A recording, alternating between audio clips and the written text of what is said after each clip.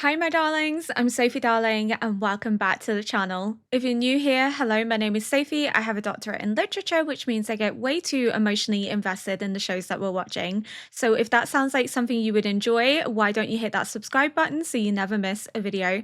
Today, we are reacting to episode 25 of season 1 of Demon Slayer. We only have one more episode after this, and then we are finished with season 1. It's kind of gone by really, really fast.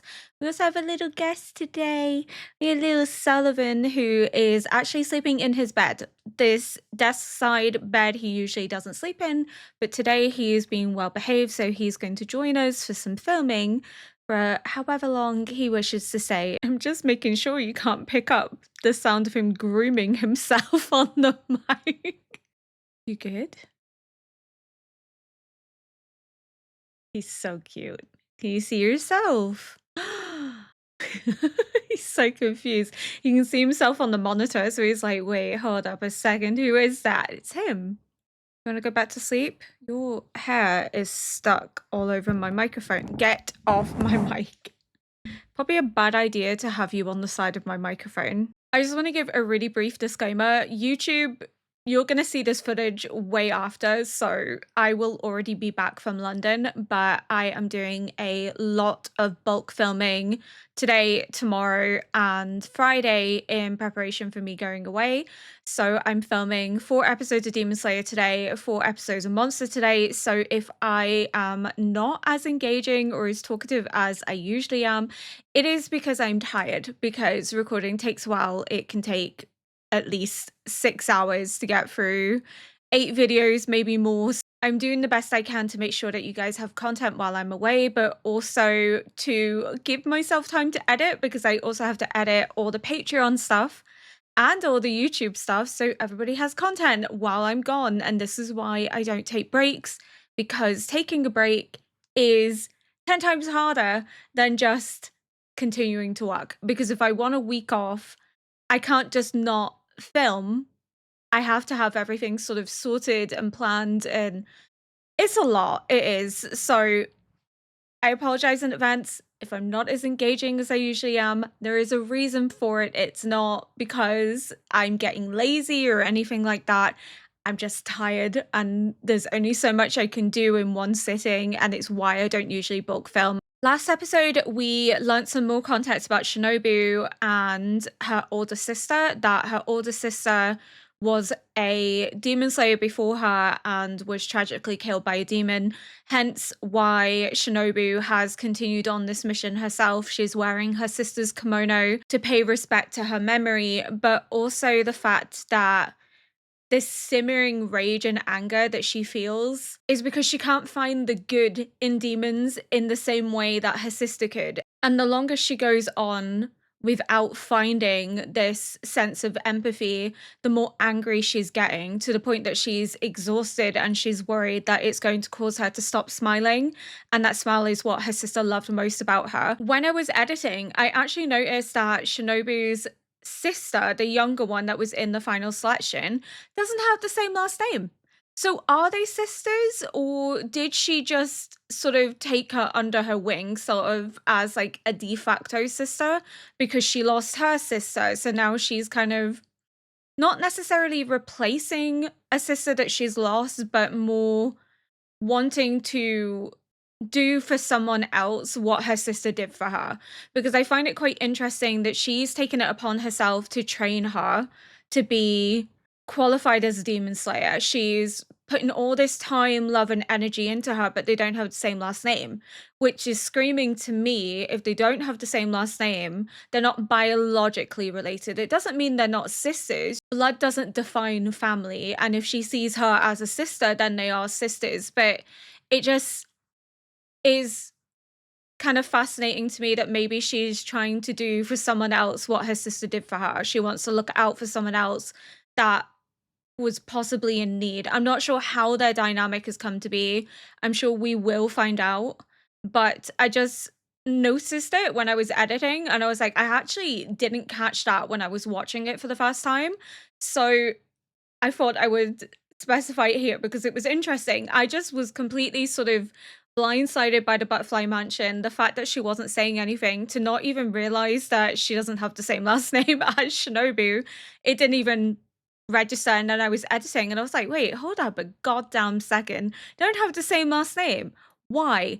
So that's interesting. We'll find that out, but I love that we got more context into Shinobu, and hopefully we'll get some more insight into the other Hishiras, because we've only had a brief glance of them. They're really interesting. They're all very unique and, shall we say, flamboyant, but we don't really know anything about them. We know that, oh my goodness, I've forgotten his name. It begins with an R. And I don't want to Google his name because I'm scared of what's going to come up. But the flame-haired Hashira, flame boy, is so bad. I've forgotten his name. It's fine. It's okay. He is going on a mission. Like, he's been sent away because I think they said like a 12th, like a higher 12th in the hierarchy is acting up and it's killing a bunch of demon slayers, so they have to go and try and figure out what's happening and hopefully put a stop to it.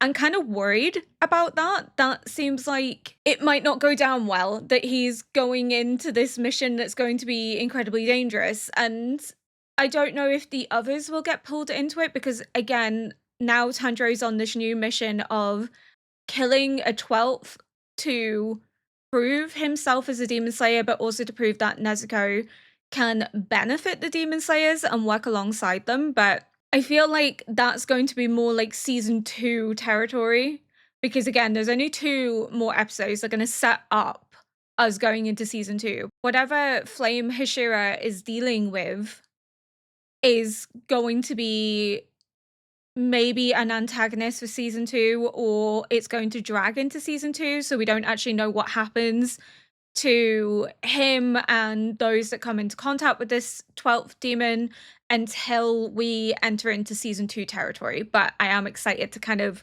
learn more about the Hishiras, learn about this other 12th demon moon that's higher up in the hierarchy, because we've only seen an ex 12th demon moon. We've seen Rue, who was a lower 12th demon moon in the hierarchy, and then this one is supposed to be like higher, so incredibly strong, incredibly powerful, hence why they're sending a Hashira.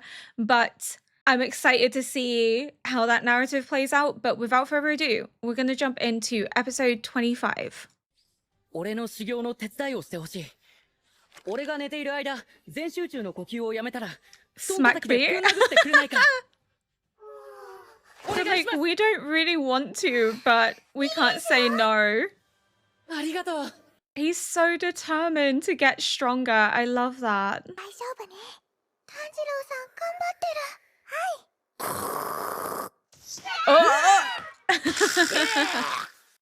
God love him. He's so determined. It's what I love about Tanjiro, that he will never stop wanting to be stronger and better than he currently is. どうぞ。頑張れ。今度こそ。 Even going as far as to disrupt his sleep. I don't know if this is going to be really beneficial, but... 今日も炭治郎さんだけですか。すみません。声はかけたんですけど。まあ、私は構いませんが。Come on, Tanjiro. 全集中の呼吸をしたままの訓練もだいぶ体に馴染んできた。全集中の呼吸を長くできるようになればなるほど基礎体力が上がるんだって分かった。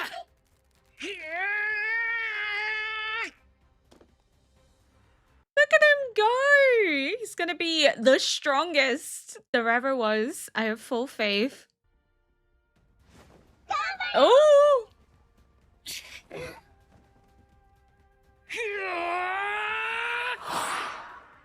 So close. Even she's like, wait, hold up a second.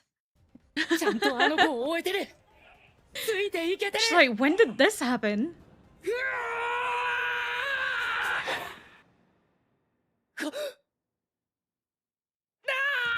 To be fair, she's been training a lot longer than he has. Done so well to catch up, but she's clearly gonna be that little bit ahead of him. 善逸伊之助 What have they been up to? Why is he covered in leaves? What's he doing?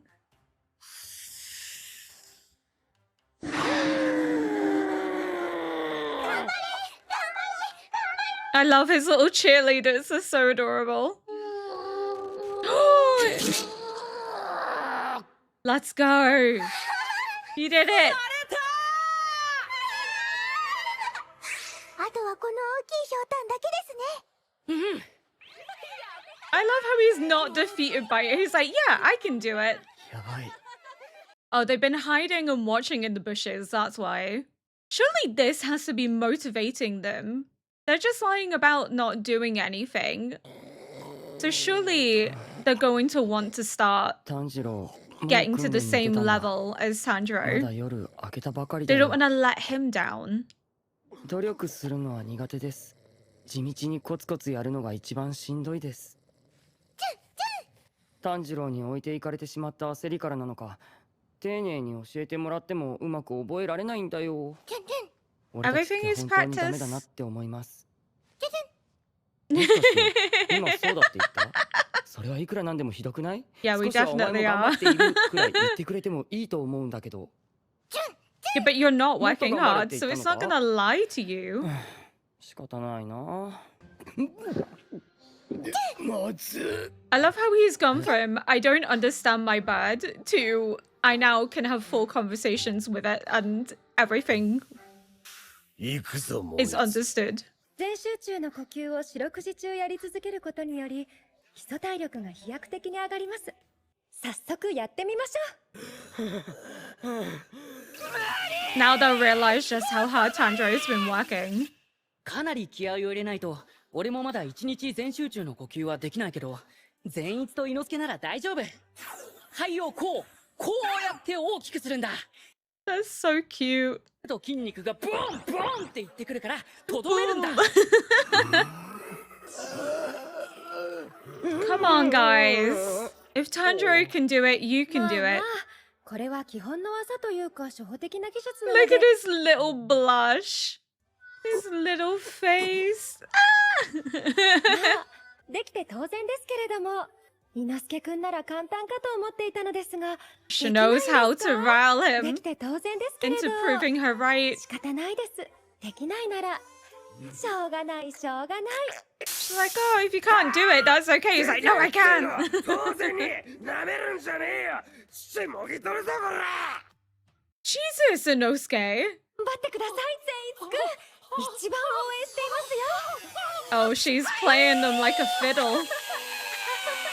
She can get through to them in a way that Tanjiro couldn't. Oh my god, that's so funny. カナオも同期なんだから一緒にどう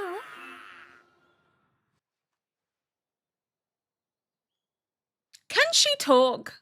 Because we've never heard her speak. She just shy. Maybe she's scared to get close to people. Like she finds it difficult to trust. I don't know. Is this to decide whether she's going to train with them or not? This is how she makes the choice? Oh, God.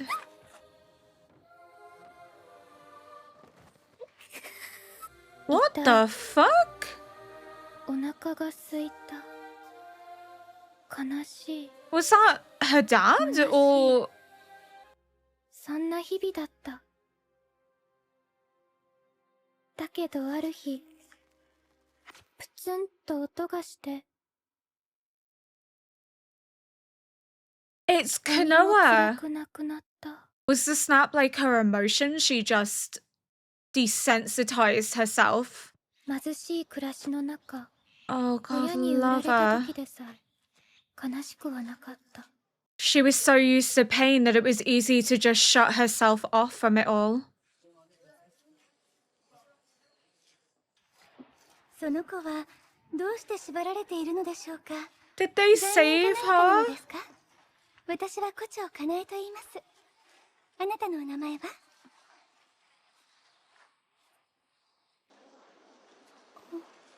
They just see a broken child. なんかねえよ。親がつけてねえんだ。もういいだろ。離れろよ。Oh, was Kanoa the name they gave her? 姉さんに触らないでください。じゃあ買いますよ、この子。これで足ります？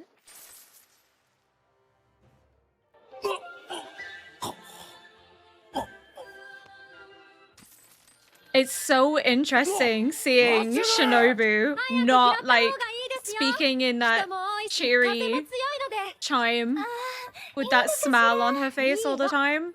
Because obviously this was before her sister died. She could be more authentically herself.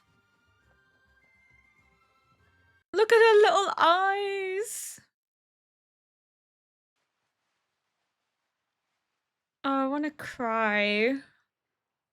姉さん、姉さん、姉さん、この子全然ダメだわ。言われないと何もできないの。食事もそうよ。食べなさいって言わなきゃずっと食べない。 Because she's never really had food. She doesn't understand what it means to have food, though. まあまあ、そんなこと言わずに。 She grew up in 姉さんは忍 poverty. の笑った顔が好きだな。一人じゃ何もできない。決められないのよ。じゃあ一人の時はこの効果を That's why she 投げて決めたらいいわよ。 flips the coin to help her make a decision. そんなに重く考えなくていいんじゃない？カナオは可愛いもの。 She is adorable. きっかけさえあれば人の心は花開くから大丈夫。いつか好きな男の子でもできたらカナオだって変わるわよ。 When you fall in love with a boy. Oh, could that be Tanjiro? その調子だ。もっとそこでバッとグッとグッと頑張れゼイツ。 It is going to be い Tanjiro いぞ。 because she's looking directly at him. 伊之助、伊之助。もう We have a すぐ打ち直 mission. してもらった日輪刀が来るって。本当か？うん、今カラスに聞いた。急げ、急げ。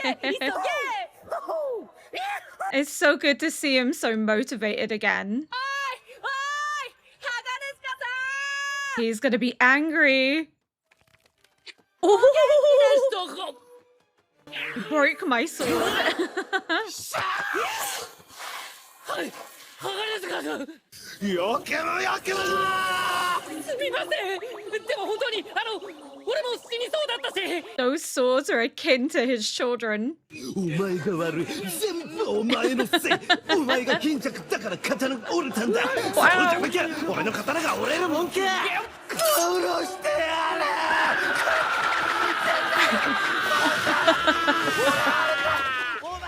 新しい訓練でしょうか。人一倍刀を愛していらっしゃる。あんな人は刀鍛冶の里でも He's なかなかいま passionate. せん。そうでしょうね。私は金森と申します。伊之助殿の刀を打たせていただきました。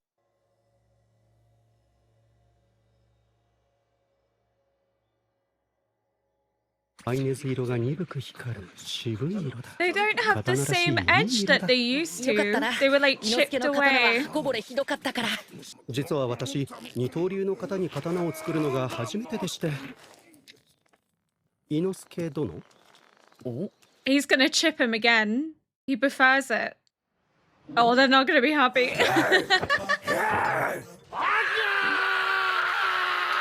Unique to him. ぶっ殺してやるぞ木崎。何探してんじゃいこれ。おい。 Leave him be. もう俺がしてあげる。俺は見てこら。 Gotta love Inosuke doing this right in front of the guy that forged him. He's holding on to the back of Tanjiro as well to be like, look, I did my job. He's gonna tag her. And I imagine it's the first person to have ever done 早 it. く刀を振りたい。この手で日輪刀は。 Oh!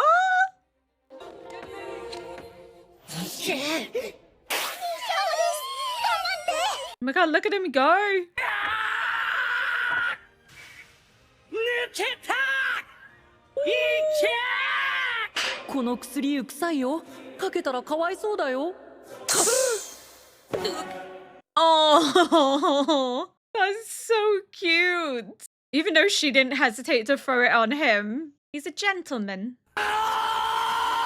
Now you have to catch up. You have to do what Tanjiro did. 顎は問題なさそうですね。はい、口を閉じてください。体はもう大丈夫ですから、安心して任務に邁進してください。日の神神楽って聞いたことありますか？ありません。じゃあ火の呼吸とか。ありません。Never heard of it. It's like, how do I explain this? 実は俺の子供の頃の話になるんですが。ふむふむ。It's a sword form. It's not just a dance. 私でわかることは、炎の呼吸はありますが、火の呼吸ではないということ。同じではないんですか？私も司祭はわからなくて、炎の呼吸を火の呼吸と呼んではならない。縁柱の煉獄さんなら知っていることがあるかもしれませんが、あいにく任務に出ていますし。Oh, are they gonna have to go find him in order to get further information? Because he's sort of the only one that would know. Rengoku. Okay. 期待していますね。Oh, はい。 she has such faith in him. We all do. It's Tanjiro. It's hard not to. 今日も眠ったまま。 She went 眠る through こ a とで lot. 体力を回復しているかもしれないって言われたけど、やっぱりたまに目を開けてくれないと兄ちゃん心配だ。体も良くなったし、少しは強くなった。今も全集中常駐を続けてる。あとは善逸と伊之助も一緒だと思う。 Oh, absolutely. They're not going anywhere. They're a little trio now. Well, not a trio because there's 4 of them, but you get what I 禰豆子を人 mean. 間に戻すために、できるだけ強い鬼を倒して玉代さんに血を送らなければいけない。俺にそれができるのだろうか。お兄ちゃんなら大丈夫。 Psychic connection? She can speak to him? ありがとう禰豆子。励ましてくれたんだな。兄ちゃん、頑張るから。 So is this going to be like a reoccurring thing to show just how strong their family bond is?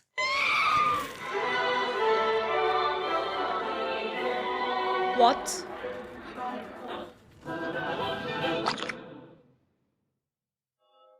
Okay. Wouldn't want to be on that train, but okay. ずっと全集中はきつすぎるよ。全然できねえぞクソ。二人ともぐったりだな。 Oh, all 4 of them are here for the Taisho secret. That's so cute. 反射訓練で使っている薬湯はお風呂に入れれば疲労や傷の回復を促す優れものらしいですよ。俺は訓練に行くけど、二人は少し休んだらどうだ？はあ、まだまだいけるっつうの。 No such thing. まだ訓練するの？なあ、行けばいいんだろ、行けば。次回第26話、新たなる任務。それじゃあ行ってくるな。レッツゴー。 Yay! New mission. So they have their swords reforged. They are getting a new mission. We caught a glimpse of a demon on a train, which I'm presuming links to not only Rengoku's mission, but the whole fact that the movie is called Mugen Train. So the train must be sort of the premise of that. Is the whole arc going to take place on the train, or they have to locate the train? Because I imagine the train just keeps moving from like location to location to location. Maybe. But it has to be connected to Rengoku's mission. It has to be connected to season 2. But it's so interesting to learn about Konoha and her background that she just snapped. She just found it easier to disassociate in order to cope with the severity of her situation. But the fact that Shinobu and her older sister see her and recognize that she's vulnerable, that she needs help, and take it upon themselves to do so just shows how loyal, kind, and caring they are. But what I loved most was seeing Shinobu be a reflection of her true self, because obviously the Shinobu that we see is the Shinobu that is trying to maintain the smile that her sister loves so much, and in doing so she has to repress a lot of her emotions, especially her anger, because she doesn't want to sully her sister's memory. So this Shinobu who has a frown on her face, is smirking, is very sort of almost volatile in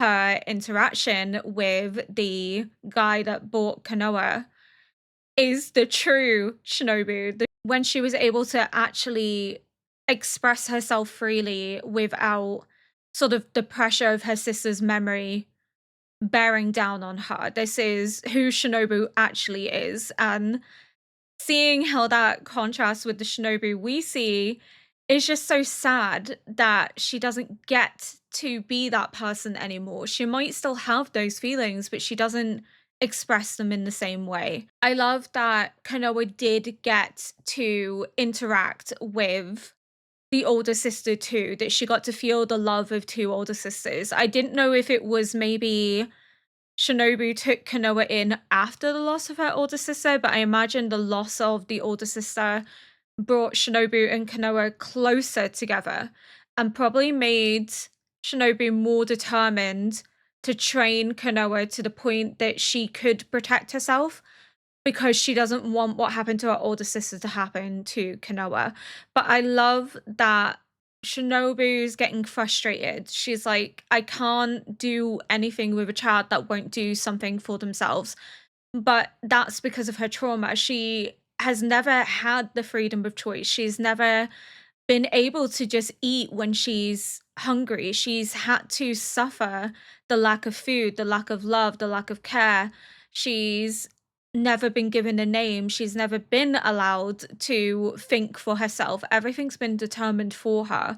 So to now finally be put in a situation where she has what are luxuries to her, she doesn't know what to do because she's not used to it. It's so scary and intimidating. I love that the older sister is the voice of reason in this situation, that she's able to recognize that it will take time, but Kanoa will open up and she will be changed. And she gives her the coin as a way to help her make decisions, which is what we see when she's deciding whether she's gonna go and train with Inosuke, Zenitsu, and Tanjiro. And obviously the coin chose for her not to because she walked away. But it's nice that she continues that on. She carries it with her. So in her own way, she's carrying on the memory of the older sister too.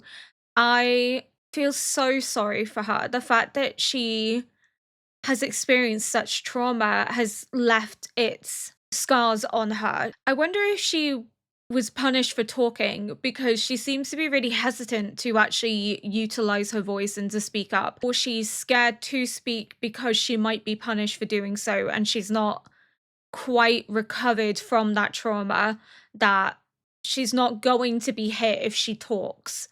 So I'm sure we'll get more information about Kanoa and why she's so very quiet. It could just be that she's shy, but I think it is trauma related. It is, she doesn't want to talk out of fear of the consequences. So we have Shinobu with the older sister's kimono.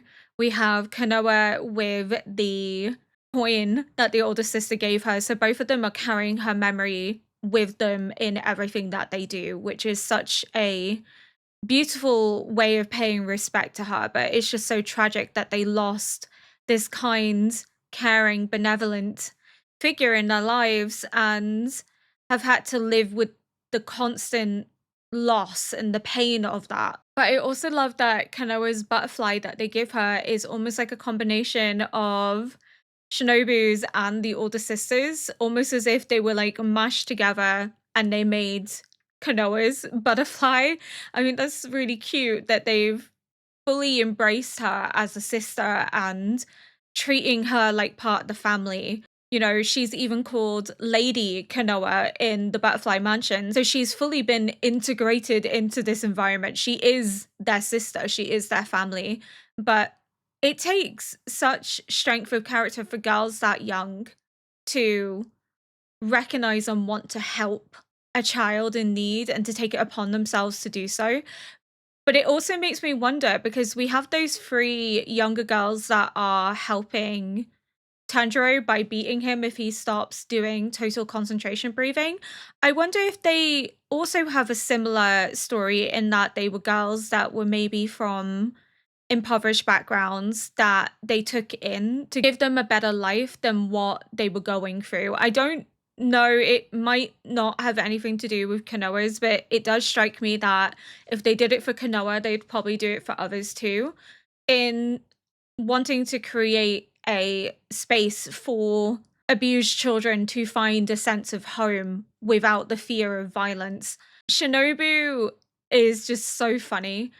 Tanjiro has been trying time and time again to get through to Senetsu, to get through to Inosuke, and for the life of him, couldn't get them to understand where he was coming from. They were just like, no. And then Zenitsu's like, oh, I feel like I'm falling behind. But it takes Shinobu to motivate them because she knows what to say to get through to them. With Inosuke, she's like, oh, I thought this would have been easy for you. If you can't do it, that's okay.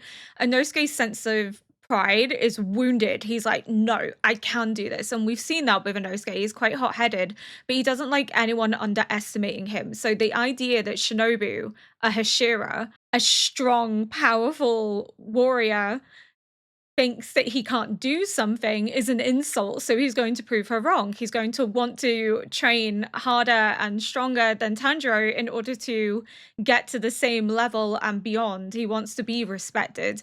And then Zenitsu is just a lover boy. So she just does this like motivational, you can do it. And he's just like, I'll do anything for you, I will.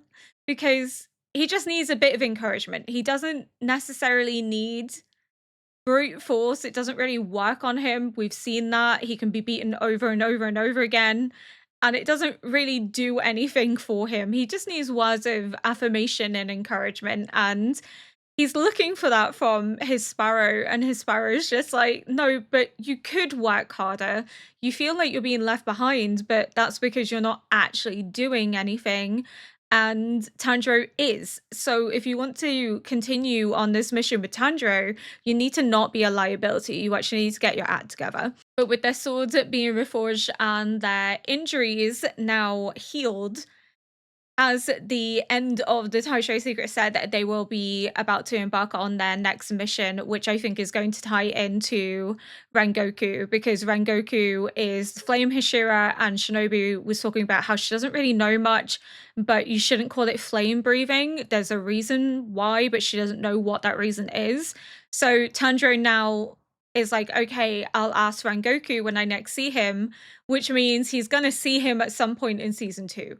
I think this dance form is a sword form. It's been passed down through the generations because I think at some point in Tanjiro's family line, there was a demon slayer, and the demon slayer has passed this move down from his son to the next son to the next son to the next son, on and on and on. It's just very telling that the earrings and the dance have been passed down from generation to generation to the firstborn son, which makes me think that there has to be someone in Tanjiro's lineage that was a demon slayer. I don't think his dad was a demon slayer. His dad was very sick and weak, and I don't think he would have really had it in him to have fought a demon. I think if he had to, he would have, but he doesn't strike me as having been a demon slayer, because the only way that he could get through the dancing was through controlling his breathing. So he would have struggled with actually